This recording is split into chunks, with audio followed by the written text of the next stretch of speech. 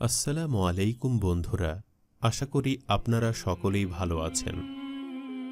প্রিয় বন্ধুরা, আজকের ভিডিওতে আমি আপনাদেরকে বলবো হযরত মরিয়ম আলাইহিস সালামের অলৌকিক ঘটনা সম্পর্কে বিস্তারিত। হযরত মরিয়ম আলাইহিস সালামের জীবনে কি কি অলৌকিক ঘটনা ঘটেছিল সে সম্পর্কে জানতে হলে পুরো ভিডিওটি না টেনে শেষ পর্যন্ত দেখার অনুরোধ রইল। বনী ইসরায়েলদের সর্বশেষ নবী ছিলেন হযরত ঈসা আলাইহিস সালাম, আর তার মা হলেন হযরত মরিয়ম আলাইহিস সালাম। হযরত মরিয়ম আলাইহিস সালাম হলেন পুত পবিত্র জান্নাতি নারী। মরিয়ম আলাইহিস সালামের পিতা ইমরান ছিলেন তৎকালীন যুগে বনী ইসরায়েলের ইমাম। তার মা হান্না ছিলেন ইবাদত গুজার বান্দি। হযরত মরিয়ম আলাইহিস সালামের জন্মের পূর্বে তার মাতা আল্লাহ রাব্বুল আলামিনের কাছে প্রার্থনা করে বলেছিলেন, হে আমার প্রতিপালক, আমার গর্ভে যা আছে তা একান্ত তোমার জন্য আমি উৎসর্গ করলাম। অর্থাৎ তিনি তার আগত সন্তানকে বাইতুল মুকাদ্দাসের খাদিম বানাবেন। অতঃপর তিনি একটি কন্যা সন্তান প্রসব করলেন। তিনি তার নাম রাখলেন মরিয়ম। দুগ্ধপানের মেয়াদ শেষ হওয়ার পর তার মা তাকে নিয়ে বাইতুল মাকদাসে চলে যান এবং সেখানকার ইবাদতকারী লোকেদের নিকট সোপর্দ করেন। এ বিষয়ে আল্লাহ পবিত্র কোরআনে বলেন, যখন ইমরানের স্ত্রী বলল, হে আমার প্রভু, আমার গর্ভে যা রয়েছে তাকে আমি তোমার নামে উৎসর্গ করলাম, সবার কাছ থেকে মুক্ত হিসাবে। অতএব আমার পক্ষ থেকে তুমি তাকে কবুল করে নাও, নিশ্চয়ই তুমি সর্বশ্রোতা ও সর্বজ্ঞ। অতঃপর সে যখন তাকে প্রসব করল তখন বলল, হে প্রভু, আমি তো কন্যা সন্তান প্রসব করেছি, অথচ আল্লাহ ভালো করে জানেন সে কি প্রসব করেছে। আল্লাহ সান্ত্বনা দিয়ে বললেন, এই কন্যার মতো কোনো পুত্রই যে নেই, আর আমি তার নাম রাখলাম মারিয়াম।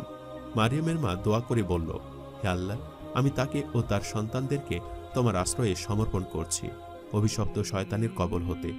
আল্লাহ বলেন, অতঃপর তার প্রভু তাকে উত্তমভাবে গ্রহণ করে নিলেন এবং তাকে প্রবৃদ্ধি দান করলেন, সুন্দর প্রবৃদ্ধি।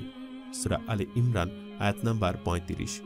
তখন মরিয়মের দেখাশোনার দায়িত্ব কে গ্রহণ করবে এই বিষয় নিয়ে সকলে প্রতিযোগিতা লিপ্ত হয়। হযরত জাকারিয়া আলাইহিস সালাম ছিলেন সে যুগের নবী। তাছাড়া তিনি মারিয়াম আলাইহিস সালামের বোন মতান্তরে খালার স্বামী ছিলেন। তিনিও চাচ্ছিলেন মারিয়ামের দেখাশোনার দায়িত্ব নিতে। অবশেষে তারা কলমের মাধ্যমে ৩ বার লটারি করলেন। প্রতিবারই তাতে জাকারিয়া আলাইহিস সালামের নাম উঠল, তাই তিনি মারিয়াম আলাইহিস সালামের দায়িত্ব গ্রহণ করলেন। হযরত জাকারিয়া আলাইহিস সালাম মারিয়ামের জন্য বাইতুল মুকাদ্দাস মসজিদে একটি কক্ষ নির্ধারণ করে দেন। তিনি ছাড়া ওই কক্ষে অন্য কেউ প্রবেশ করত না। হযরত জাকারিয়া আলাইহিস সালাম যখনই মারিয়ামের কক্ষে প্রবেশ করতেন তখনই তার নিকট বেমৌসুমের বিরল খাদ্যদ্রব্য দেখতে পেতেন। তিনি জিজ্ঞেস করতেন, হে মারিয়াম, এসব তুমি কোথায় পেলে? তিনি বলতেন, এসব আল্লাহর নিকট থেকে। আল্লাহ যাকে ইচ্ছা অপরিমিত জীবন উপকরণ দান করেন। হযরত মরিয়ম আলাইহিস সালামের জীবনের প্রথম অলৌকিক ঘটনাটি ছিল আল্লাহর পক্ষ থেকে অলৌকিক খাদ্য প্রাপ্তির ঘটনা। আল্লাহ তাআলা শুরু থেকেই হযরত মরিয়ম আলাইহিস সালামের ওপর রহমত বর্ষণ করেছিলেন। হযরত মরিয়ম আলাইহিস সালাম সর্বদা আল্লাহর ইবাদতে মগ্ন থাকতেন এবং দুনিয়াবী চিন্তা থেকে তিনি অনেকটা দূরে থাকতেন। তাই আল্লাহ তাআলা তার জন্য অলৌকিকভাবে খাবারের ব্যবস্থা করে দিতেন, আর এটি ছিল তার জন্য অলৌকিক মুজিজা।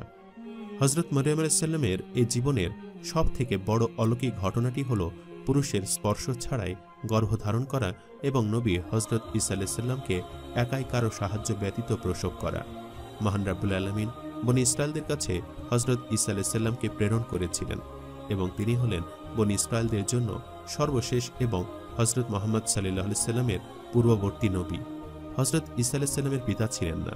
হযরত মরিয়ম আলাইহিস সালাম পুরুষের সংস্পর্শ ছাড়াই ঈসা আলাইহিস সালামকে জন্ম দেন, আর এটি ছিল হযরত মরিয়ম আলাইহিস সালামের জীবনের জন্য সবথেকে বড় অলৌকিক ঘটনা। মরিয়ম আলাইহিস সালাম একদিন মসজিদের পূর্ব দিকে এক স্থানে পর্দা টাঙিয়ে সেখানে অবস্থান করছিলেন। অতঃপর আল্লাহ তার নিকট ফেরেশতা জিবরাইল আলাইহিস সালামকে প্রেরণ করেন। তিনি মারিয়ামের নিকট মানব আকৃতিতে আত্মপ্রকাশ করলেন। মারিয়ম ভয় পেয়ে বললেন, আমি তোমার থেকে করুণাময় আল্লাহর আশ্রয় প্রার্থনা করছি, যদি তুমি আল্লাহ ভীরু হও। জিবরাইল আলাইহিস সালাম বললেন, আমি তো কেবল তোমার প্রভুর প্রেরিত, এজন্য যে আমি তোমাকে একটি পবিত্র পুত্র সন্তান দান করে যাব। মারিয়াম বললেন, কিভাবে আমার পুত্র সন্তান হবে, অথচ কোনো মানুষ আমাকে স্পর্শ করেনি এবং আমি ব্যভিচারিণী নই। জিবরাইল আলাইহিস সালাম বললেন, এভাবেই হবে। তোমার পালনকর্তা বলেছেন, এটা আমার জন্য সহজ ব্যাপার এবং আমরা তাকে মানব জাতির জন্য একটা নিদর্শন ও আমার পক্ষ হতে বিশেষ অনুগ্রহরূপে পয়দা করতে চাই। তাছাড়া এটা নির্ধারিত বিষয়। অতঃপর জিবরাইল আলাইহিস সালাম মারিয়ামের মুখে অথবা তার পরিহিত জামায় ফুঁক মারলেন এবং তাতেই তার গর্ভ সঞ্চার হলো। আল্লাহর কুদরতে পুরুষের সংস্পর্শ ছাড়াই মরিয়ম আলাইহিস সালামের গর্ভধারণের সম্পূর্ণ বিষয়টি ছিল তার জন্য একটি অলৌকিক ঘটনা। পৃথিবীর ইতিহাসে এমন অদ্ভুত অলৌকিক ঘটনা কোনো নারীর ক্ষেত্রে ঘটেনি। মারিয়াম আলাইহিস সালামের গর্ভের বিষয়টি যখন লোকজন জানতে পারল, তারা তাকে নিয়ে কটু কথা শুরু করল এবং তাকে বিভিন্ন অপবাদ দিতে শুরু করল।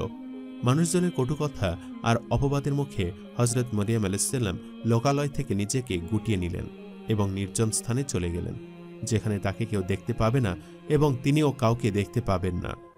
লোকালয় থেকে দূরে সরে যাওয়ার পর তার প্রসব বেদনা উঠল। তখন তিনি একটি খেজুর গাছের নিচে বসে পড়েন। কথিত আছে, এই নির্জন স্থানটি ছিল বাইতুল মুকাদ্দাসের পূর্ব দিকের কক্ষটি। আরেক বর্ণনা মতে লোকালয় থেকে বের হয়ে তিনি যখন সিরিয়া ও মিশরের মধ্যবর্তী স্থানে পৌঁছান, তখন তার প্রসব বেদনা শুরু হয়।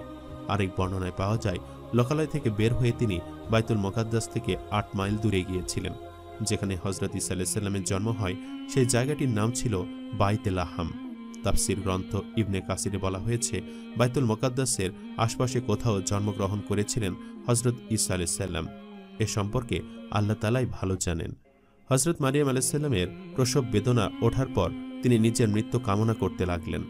একে তো প্রসব বেদনা, এর বাহিরে তার মনে তখন ধারণা জন্মেছিল যে তার কোলে সন্তান দেখার পর কেউ তার কথা বিশ্বাস করতে চাইবে না, তার কথাকে মন গড়া মনে করবে, তার নামে বদনাম রটাবে। এ সময় প্রসব ব্যথার থেকেও মৃত্যুকে তার কাছে বেশি সহজ মনে হলো। প্রসব বেদনার অবস্থায় খেজুর গাছের নিচে আশ্রয় নিয়ে মরিয়ম বলেছিলেন, হায়, এর পূর্বে আমি যদি মারা যেতাম ও লোকের স্মৃতি থেকে সম্পূর্ণ বিলুপ্ত হতাম। তখন এক আহ্বানকারী তাকে বললেন, তুমি দুঃখ করো না, তোমার নিজ দিয়ে তোমার প্রতিপালক এক নহর সৃষ্টি করেছেন। তুমি তোমার দিকে খেজুর গাছের কাণ্ডে নাড়া দাও, তা তোমাকে পাকা তাজা খেজুর দান করবে। সুতরাং আহার করো, পান করো ও চোখ জোড়াও। হযরত মরিয়ম আলাইহিস সালাম পায়ের নিচের দিকে লক্ষ্য করে দেখলেন তার জন্য একটি নহর সৃষ্টি করা হয়েছে, আর এটি ছিল তার জন্য এক অলৌকিক বিস্ময়কর বিষয়। তখন তিনি গায়েবী নির্দেশ মতো সেই নহর থেকে পানি পান করলেন এবং খেজুর গাছের ডাল ধরে নাড়া দিলেন, যার ফলে সুমিষ্ট খেজুর নিচে পড়ে এলো। আর এখানে অলৌকিকভাবে আল্লাহর পক্ষ থেকে তার জন্য এই নহর সৃষ্টি করা হয়েছিল এবং নিচে ফেলা হয়েছিল। অতঃপর মরিয়ম আলাইহিস সালামকে আরও বলা হলো, মানুষের মধ্যে কাউকেও যদি তুমি দেখো, তখন বলবে, আমি দয়াময়ের উদ্দেশ্যে মৌনতা অবলম্বনের মানত করেছি। সুতরাং আজ আমি কিছুতেই কোনো মানুষের সাথে বাক্যালাপ করব না। অর্থাৎ ফেরেশতারা মরিয়ম আলাইহিস সালামকে নির্দেশ দেয় যে সে যখন তার সন্তানকে নিয়ে তার সম্প্রদায়ের কাছে যাবে এবং তার সম্প্রদায়ের লোকেরা যখন তার সন্তানের ব্যাপারে তাকে জিজ্ঞেস করবে, তখন সে যেন উত্তর দেয় যে সে আল্লাহর জন্য নীরবতা পালনের মানত করেছে। এরপর হযরত ঈসা আলাইহিস সালাম যখন 8 দিন বয়স, তখন তিনি তার সন্তানকে নিয়ে তার সম্প্রদায়ের নিকট উপস্থিত হল। লোকেরা বিস্মিত হয়ে তাকে বলল, হে মারিয়াম, তুমি তো এক অদ্ভুত কাণ্ড করে বসেছ। তখন মরিয়ম আলাইহিস সালাম তার সম্প্রদায়ের লোকের উদ্দেশ্যে বলতে লাগল, আমি আল্লাহর জন্য নীরবতা পালনের মানত করেছি। তোমাদের সকলের প্রশ্নের উত্তর আমার সন্তান দিবে। হযরত মরিয়ম আলাইহিস সালাম নিজেও জানতেন না যে তার পুত্র হযরত ঈসা আলাইহিস সালাম কোলে থাকা অবস্থায় কথোপকথন করতে পারবে। তারপরও ফেরেশতাদের নির্দেশ অনুযায়ী মরিয়ম আলাইহিস সালাম তার সম্প্রদায়ের সাথে কোনো কথা না বলে তার সন্তানের প্রতি ইঙ্গিত করলেন। তখন তারা বলল, কোলের শিশুর সাথে আমরা কিভাবে কথা বলবো?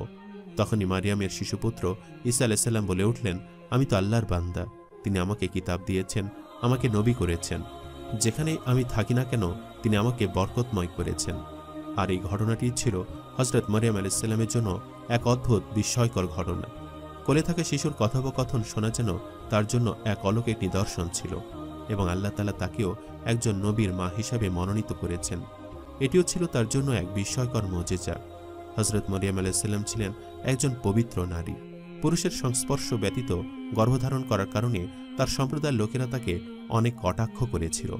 হযরত মরিয়ম আলাইহিস সালাম গর্ভধারণ করা অবস্থায় মানসিক এবং শারীরিক যন্ত্রণা আর সহ্য করেছিলেন, কিন্তু তারপরও মহান রাব্বুল আলামিনের প্রতি তার দৃঢ় বিশ্বাস এবং আস্থা ছিল। তিনি জানতেন আল্লাহ তাআলা তাকে এই অবস্থা থেকে উদ্ধার করবেন। তাই শত যন্ত্রণা আর সম্প্রদায়ের কাছ থেকে প্রাপ্ত কটাক্ষ সহ্য করে তিনি তার সম্প্রদায় থেকে দূরে চলে গিয়েছিলেন এবং একা একাই আল্লাহর অলৌকিক সাহায্য দ্বারা সন্তান প্রসব করেছিলেন। হযরত মারিয়াম আলাইহিস সালাম হলো একজন মহিয়সী নারী। সমগ্র নারীকুলের উচিত তার ধৈর্যের থেকে শিক্ষা নেওয়া। আল্লাহ তাআলা আমাদের মা বোনদেরকে হযরত মারিয়াম আলাইহিস সালামের মতো হওয়ার তৌফিক দান করুক, আমিন। সম্মানিত দর্শক, ভিডিওটি আপনাদের কাছে কেমন লেগেছে তা আমাদের কমেন্ট করে অবশ্যই জানাবেন। আর সবাই আমাদের সাথেই থাকবেন। আজ তাহলে এই পর্যন্তই। আপনারা ভালো থাকবেন, সুস্থ থাকবেন। আল্লাহ হাফেজ।